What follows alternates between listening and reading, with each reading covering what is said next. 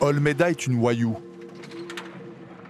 Chaque dimanche après-midi, une voiture de sa communauté vient la chercher pour l'emmener dans son village. Je rentre dans ma communauté parce que je suis institutrice. Je dois m'occuper de mes élèves. Dans cette région, il y a beaucoup d'enfants qui souffrent de malnutrition. La zone où on va, au centre de la Guajira, c'est là où il y a le plus de misère. Dans la péninsule de la Guajira, un enfant sur 3 souffre de malnutrition. Depuis le début de l'année, c'est une hécatombe. Ils sont plus de 60 à être morts de faim et de soif. Pour survivre, certains dressent des barrages de fortune. Ils restent là toute la journée, à attendre par 50 degrés.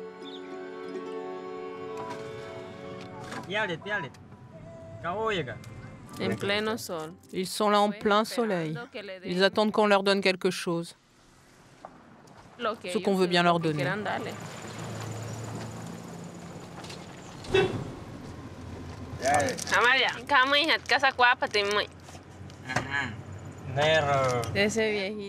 Ce petit vieux, il fait payer son péage.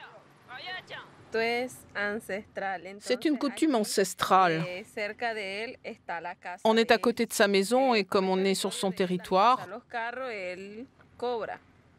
on doit payer, sinon on ne passe pas.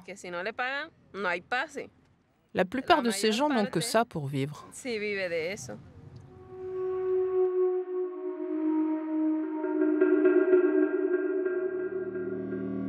En 3 heures de voyage, la voiture passe une quinzaine de péages.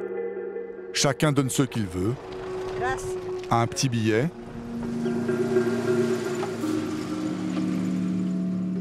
Une bouteille d'eau.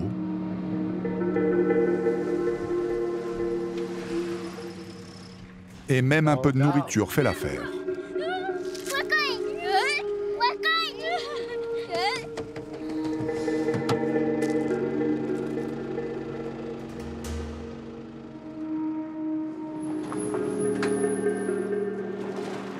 Au bout de la piste, quelques maisons au milieu du désert. C'est ici que vit la famille d'Olmedo. Dans ce paysage désolé, il y a une ressource plus chère que l'essence, plus précieuse que tout, l'eau. L'eau ici, c'est de l'or. C'est impossible de trouver de l'eau.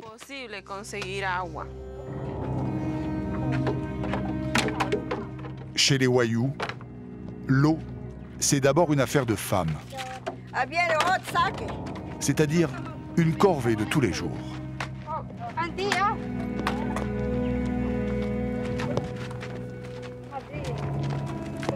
À l'heure où le soleil décline à peine, Olmedo et les femmes du hameau entament un long voyage pour aller au puits. Le chemin qui y mène était autrefois le lit d'une rivière. Il y a bien longtemps qu'elle est asséchée. Chose incroyable, ces enfants n'ont jamais vu la pluie. Voilà 5 ans qu'elle ne tombe plus.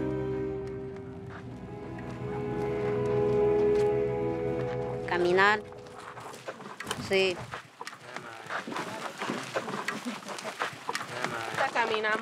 On marche 1h30 parce qu'on est avec les enfants. Ils vont pas vite. La température est très élevée. Il fait 40-43 degrés au moins. Au bout d'1h30 de marche, la récompense.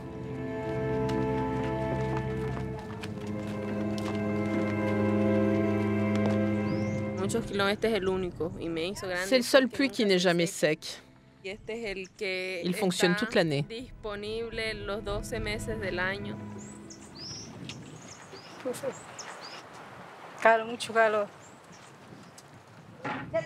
Les habitants ont entouré le puits d'une barrière. Il ne faudrait pas qu'une bête vienne le polluer.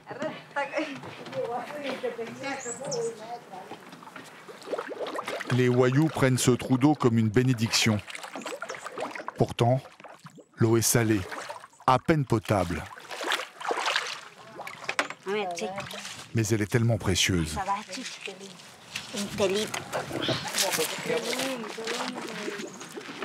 Près de 100 familles sont ravitaillées chaque jour à la sueur de ces femmes.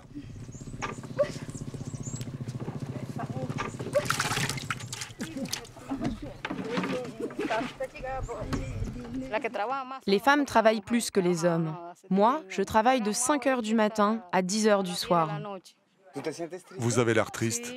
Bien sûr, on souffre beaucoup à cause de l'eau. Si on avait de l'eau à la maison, on serait heureux. Mais bon, qu'est-ce qu'on peut y faire? On ne peut pas partir. On est né ici. On vit ici. On y a nos parents, nos grands-parents. Ils ont vécu ici et ils sont enterrés ici. Où est-ce qu'on pourrait aller? On n'a pas d'autre terre ailleurs. Moi, je suis née ici et je mourrai ici.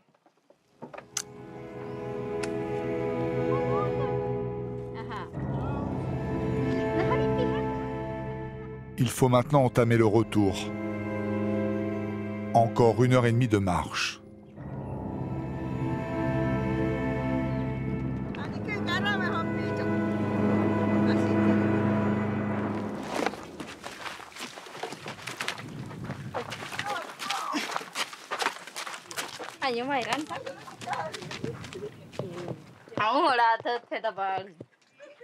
¿Acá dónde están los hombres? No están trabajando para otra parte. Otro está en Bolivia. Trabajan para la necesidad, para comer nosotros. ¿Y tu marido dónde Il est où votre mari? Venezuela. ¿Y qué hace en Venezuela? Trabaja allá.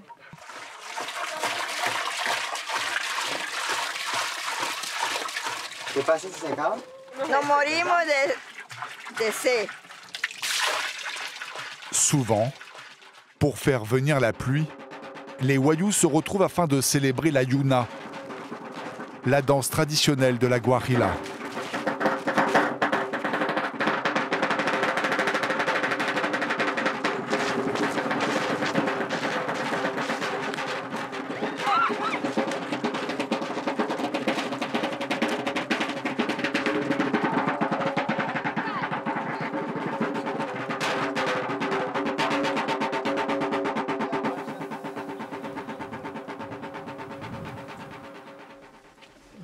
Tata, l'une des plus jeunes femmes de la communauté, a 2 enfants.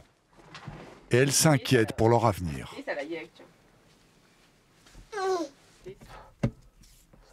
Je rêve d'une vie meilleure pour les enfants.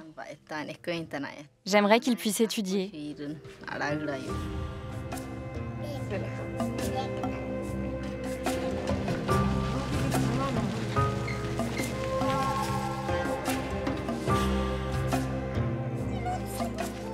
Comme tous les enfants de la communauté, la fille de Tata va à l'école à pied. Dans ce désert, elle fait partie des rares enfants qui ont la chance d'étudier. Dans la Guajira, il n'y a aucune infrastructure. Pas de route, pas de transport scolaire. Certains enfants font jusqu'à 2 heures de marche.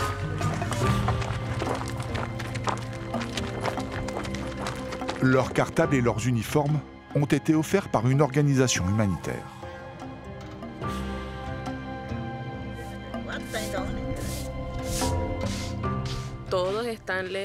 Les enfants habitent très loin. Ils arrivent entre 7h et 9h le matin.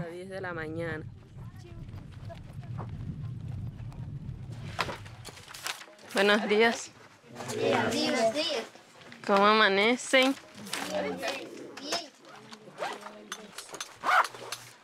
¿Es que ina pi hokai? No. ¿Asu shihi win? Mo shihi wane pi maya? Et comme tous les jours, le moment que les enfants attendent le plus est celui du repas. Ok chihi, hein? Kasika kwata. Chez eux, ils n'ont rien à manger. C'est le seul repas qu'ils auront dans la journée. Et il est plutôt sommaire. De la farine de manioc, de maïs et un peu de lait en poudre.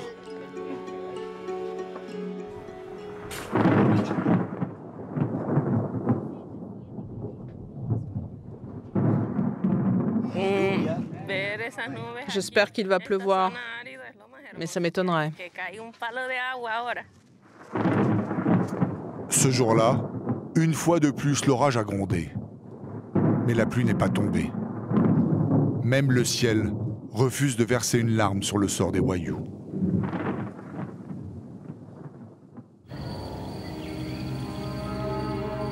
Si le ciel ne peut rien pour eux, les Wayuu ont compris qu'une seule chose pouvait les sauver désormais.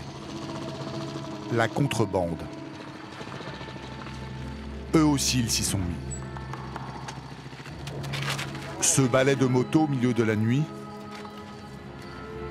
ce sont les trafiquants d'essence Wayuu qui rentrent du Venezuela avec leurs bidons. Ils font l'aller-retour tous les soirs. À leur tête, William. J'ai des journées compliquées.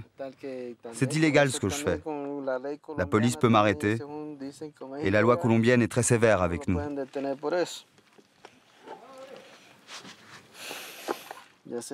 J'ai peur de la prison.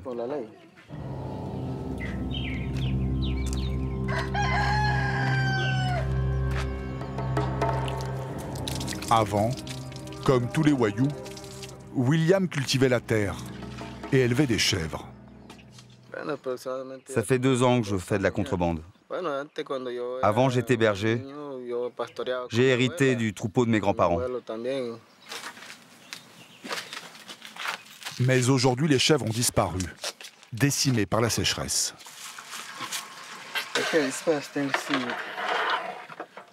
William se prépare à livrer l'essence achetée la veille au Venezuela.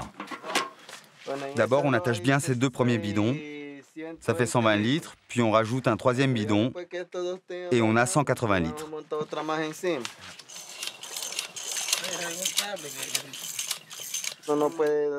Je ne peux pas mettre autant d'essence sur ma moto. Elle n'est pas en très bon état.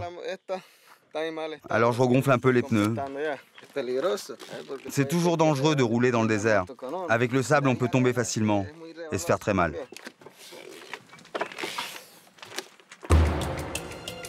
Tous les hommes de la famille participent au business.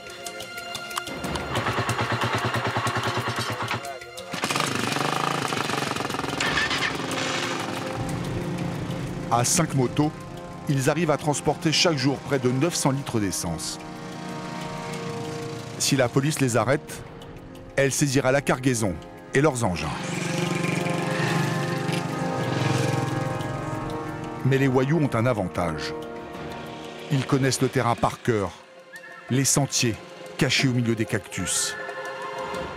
Un vrai labyrinthe.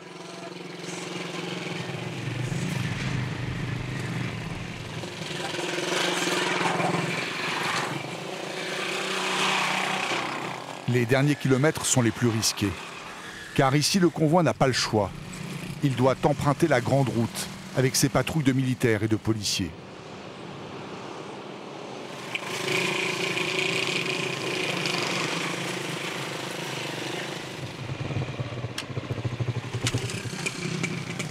No, nada, ya estamos aquí ya llegando. No, ya estamos cerquita, es para que vaya abriendo el portón que voy a entrar de una vez. Bueno, dale, pues. Vous avez peur que la police vous attrape? Si on se fait attraper, on peut aller en prison. Chaque année, ce convoi qui n'a l'air de rien fait entrer illégalement en Colombie plus de 200 000 litres d'essence.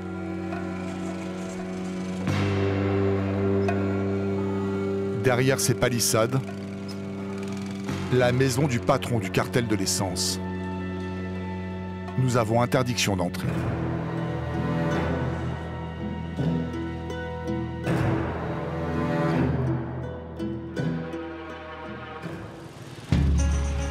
Oribia, 120 000 habitants, la capitale du pays Wayuu. La seule ville où l'on peut faire ses courses. William réinvestit immédiatement son salaire. Là, j'ai environ 100 €. C'est ce que j'ai gagné dans la journée. Mais cet argent, je vais le réinvestir.